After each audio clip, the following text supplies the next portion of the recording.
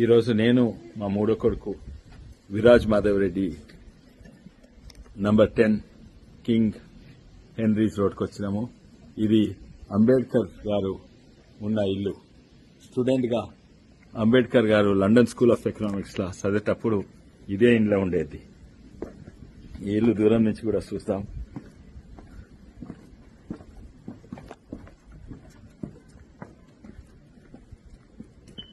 చుట్టుపక్కల అంత ఇట్లుండేది. ఈ ఇల్లు అంబేద్కర్ గారు ఉన్న ఇల్లు.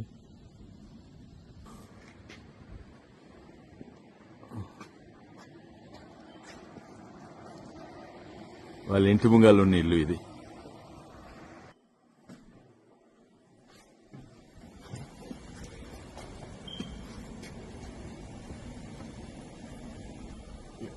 ఇంటి లోపలికి వచ్చినాము. ఇంటి లోపలికి వచ్చినాము. ఇది అంబేద్కర్ గారి ఇల్లు. ఇంట్లో ఒక బెడ్రూమ్ ఉండేది. అంబేద్కర్ గారిను చాలా మంది అపార్థం చేసుకున్నారు. ఓసీలు, ఫార్వర్డ్ క్లాసులు, అట్లనే దళితులు కూడా ఎంతో మంది అంబేద్కర్ గారిని అపార్థం చేసుకున్నారు. ఇది నిజంగానే అంబేద్కర్ గారు ప్రత్యేకంగా తను సమాజంలో డిసడ్వాంటేజ్ వెనుకబడిన వాళ్లను సమాజము ఎట్లా వాళ్ళని సమానంగా చూసుకునే కాదు, సమానంగా అయ్యేటట్టు ఎట్లా చేయాలని ఆయన చాలా రీసెర్చ్ చేసిండు. నాకు సంతోషం ఈరోజు ఇక్కడికి వచ్చినాము. ఎందుకంటే ప్రత్యేకంగా నేను మా కొడుకుతో ఇచ్చినాము. మా కుటుంబంలో మేమిద్దరమే ఒక హార్వర్డ్ లో ఒక కోర్స్ చేసినాము. అది హార్వర్డ్ కోర్సు. అది justice, what is the right thing to do. And ఇది అంబేద్కర్ గారు ఉన్న ఇల్లు. కింద వెనుక చిన్న చిన్న గార్డెన్ ఉంది.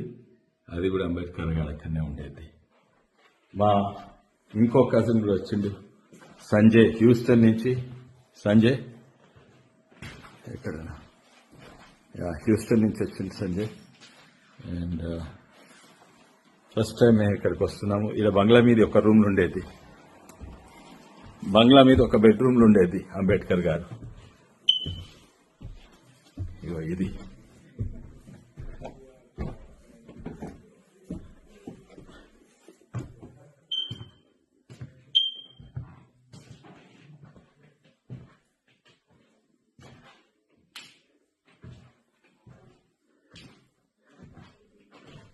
ఆయనకు ఇంగ్లాండ్ చదువుకునే అవకాశం కాదు, అమెరికాలో కూడా చదువుకుండు.